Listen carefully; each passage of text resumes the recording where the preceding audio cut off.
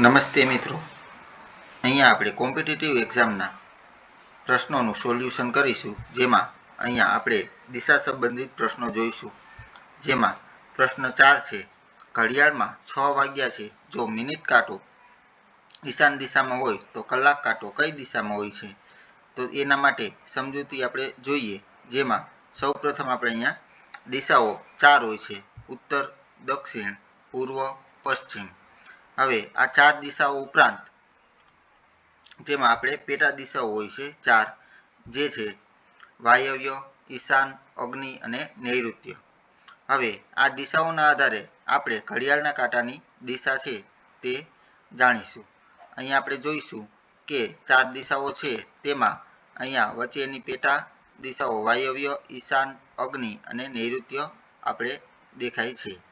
હવે આપણે સમજૂતી જોઈએ કે અહીંયા જ્યારે આપણે પ્રશ્નમાં કીધું છે તેમ 6 વાગ્યા હોય ત્યારે કલાક કાંટો અને મિનિટ કાંટો બે સામસામે આવેલા હોય છે.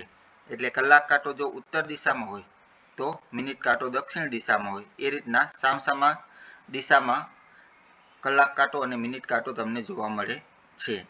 આથી અહીંયા જો મિનિટ કાંટો ઈશાન ખૂણા તરફ હોય, એટલે કે મિનિટ કાંટો જો અહીંયા ઈશાન દિશામાં હોય તો કલાક કાંટો છે તેની સામેની દિશા દર્શાવે. એટલે જો મિનિટ કાંટો અહીંયા ઈશાન દિશામાં હોય તો કલાક કાંટો તેની સામેની દિશા, એટલે અહીંયા સામેની દિશા નૈઋત્ય દિશા તમને જોવા મળે છે. આમ આપણા પ્રશ્નનો જવાબ અહીંયા મળી ગયો છે કે ઘડિયાળમાં જો 6 વાગ્યા હોય અને જો મિનિટ કાંટો ઈશાન દિશામાં હોય તો કલાક કાંટો કઈ દિશામાં હોય? તો તેનો જવાબ છે કે મિનિટ કાંટો ઈશાન દિશામાં હોય ત્યારે કલાક કાંટો છે એ નૈઋત્ય દિશામાં હોય છે. તો અહીંયા આપણા આ દિશા સંબંધિત પ્રશ્નનું સોલ્યુશન આપણે જોયું. અમારા આવા નવા બીજા કોમ્પિટિટિવ એક્ઝામના વિડીયો જોવા માટે અમારી YouTube channel easy education four 3 ને લાઇક, શેર અને સબસ્ક્રાઈબ કરો અને તમારા મિત્રો સાથે શેર કરો અને આગળના વિડીયો જુઓ.